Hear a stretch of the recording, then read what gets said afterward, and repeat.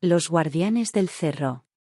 En los cerros de Jalisco, no todo lo que se mueve es humano.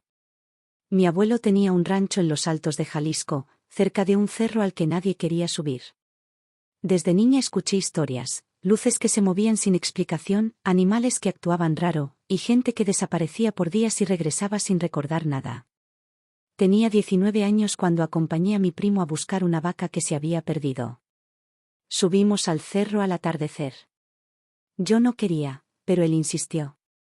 Encontramos huellas raras, como de algo caminando descalzo. Seguimos el rastro hasta llegar a una especie de círculo de piedra, como un altar antiguo. De repente todo se volvió silencio. No había viento, ni insectos, ni nada. Y luego, los vimos. Eran figuras altas, muy delgadas, sin rostro definido. Se movían como si flotaran. No hablaban, pero se metían en tu cabeza. Sentías lo que querían decir. Nos dijeron que ese cerro era suyo. Que era la frontera.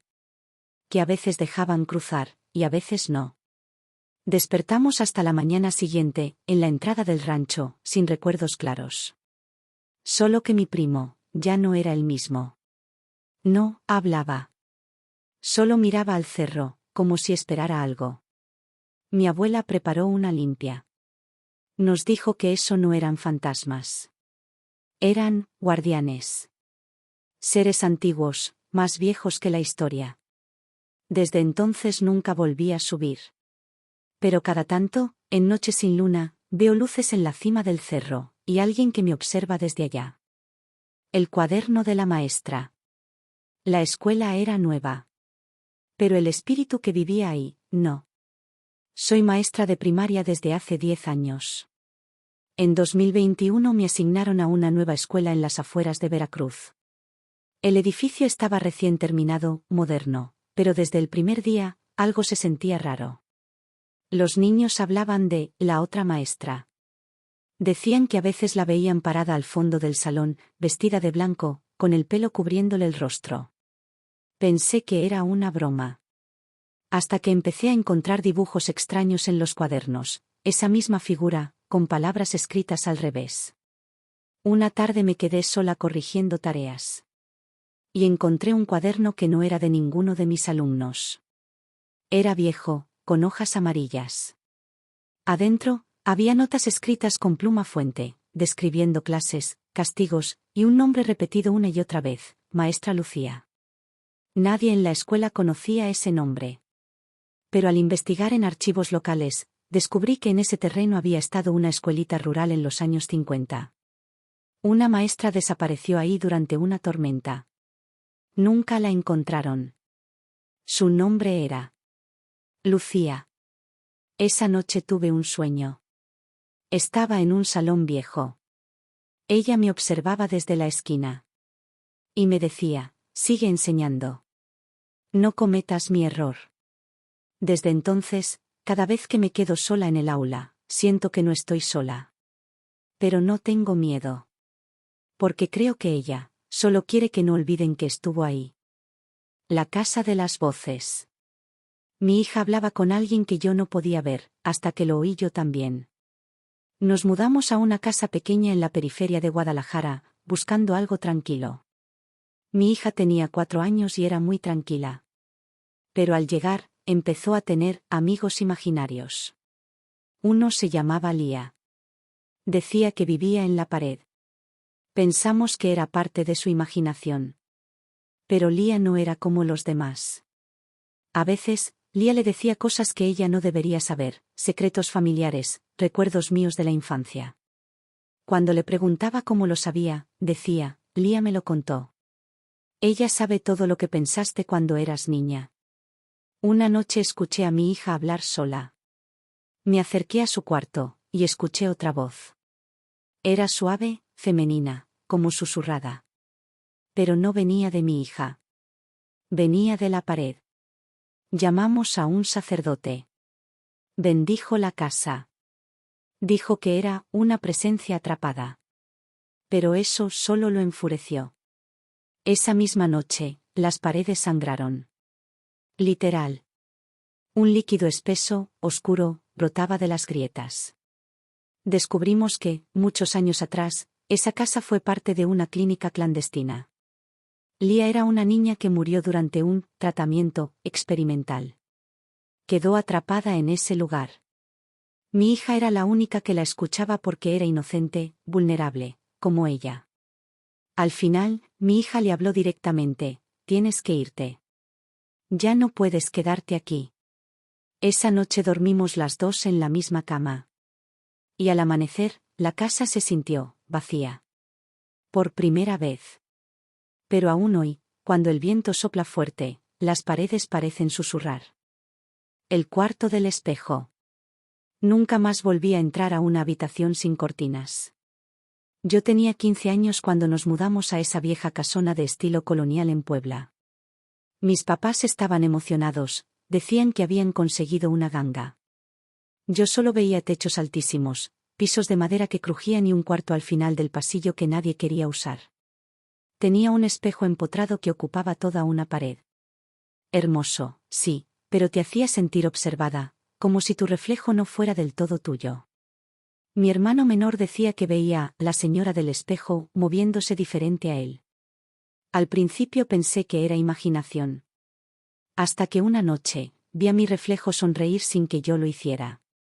Intenté decirle a mi mamá, pero ella decía que era estrés por la mudanza. Todo se volvió más intenso, objetos reflejados que no estaban en el cuarto, susurros que solo se oían si estabas frente al espejo, y un día, mi reflejo ya no me seguía. Se quedaba parado ahí, viéndome. Empecé a tener sueños en los que esa otra yo salía del espejo. En uno, me tomaba del brazo y decía: ya no es tu turno. Me despertaba con moretones. Hasta que un día desperté dentro del reflejo, viendo cómo ella vivía mi vida. Mi madre fue la que me salvó. Un día encontró una fotografía antigua detrás del marco, una niña idéntica a mí, que vivió ahí hace más de 70 años. Al romper el cristal, sentí un grito dentro de mi cabeza. Desperté tirada en el piso. Ella ya no estaba. Pero a veces, en espejos muy viejos, todavía la veo. La casa de mi abuela. Nunca creí en cosas paranormales, hasta que heredé la casa de mi abuela. Mi nombre es Mariana, y esto que te voy a contar es algo que me sigue persiguiendo hasta hoy. Todo empezó cuando mi abuela falleció, en un pueblito en los Altos de Jalisco, donde vivió toda su vida. Como soy su única nieta, me dejó la casa. Una construcción vieja, con techos altos, muros gruesos de adobe y un patio central con un pozo que llevaba años seco. La casa tenía ese aire de antigüedad que da paz y miedo al mismo tiempo. La primera vez que fui, iba con la idea de venderla. Pero algo me hizo quedarme unos días. Tal vez nostalgia, o que la casa olía igual que cuando era niña, a café, a jabonzote y a tierra mojada. La primera noche escuché pasos. Pensé que era el techo de madera crujiendo. Pero luego los escuché de nuevo, dentro del cuarto. Cuando encendí la lámpara, no había nadie. El segundo día encontré una silla mecedora balanceándose sola. Afuera no había viento, ni ventanas abiertas. Y ahí empezó todo. Esa noche soñé con mi abuela. Estaba parada al pie de mi cama, hablándome, pero no podía escucharla.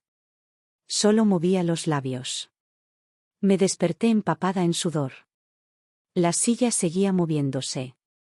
Las cosas se intensificaron cuando bajé al sótano. Nunca había sabido que había uno. Lo descubrí por casualidad, cuando una de las losetas del pasillo se movió al barrer. Debajo había una trampilla. El sótano era pequeño, apenas un cuarto con estanterías llenas de frascos, velas y libros viejos en latín.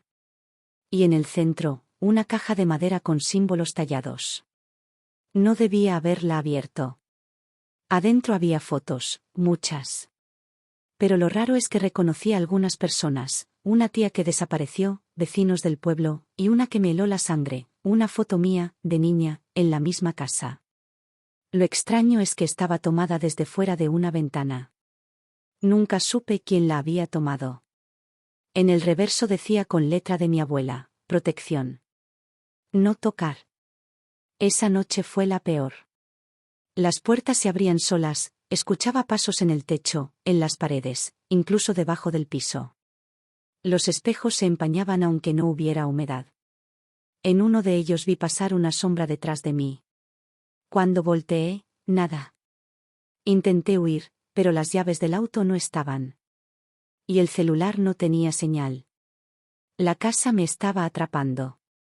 Encontré más cosas escondidas, cartas de mi abuela dirigidas a alguien llamado Don Hilario. Hablaban de mantener el portal sellado, de la deuda de sangre que no se había pagado, y de que la niña debía quedarse protegida. Esa niña, era yo. Descubrí que cuando era bebé, mis papás habían tenido un accidente de coche frente a la casa. Mi mamá murió y mi papá quedó en coma por semanas. La que me crió desde entonces fue mi abuela. Lo que nunca me dijeron es que, según el pueblo, ese accidente no fue un accidente. Mi abuela había hecho un trato. Esa noche, me encerré en el cuarto donde dormía de niña. Encendí una vela, tomé la foto y la caja, y le hablé al aire. Le dije que no quería saber nada, que solo quería salir. El aire se volvió pesado. Escuché una respiración detrás de mí, como si alguien estuviera pegado a mi oído. Entonces la vela se apagó. No sé cómo explicarlo, pero sentí que algo me pasó a través del cuerpo. Como si una sombra me cruzara el pecho. Me desmayé. Desperté al día siguiente, en el patio, con el pozo abierto. Y adentro, estaba la caja. No recuerdo haberla tirado ahí. Pero cuando la vi sumergirse en el agua oscura, supe que no debía volver a tocarla. Poco después logré salir. Vendí la casa a los pocos días. Pero desde entonces, a veces, cuando me veo en el espejo, juro que mi reflejo se mueve un segundo después que yo. Y en las noches, escucho la mecedora.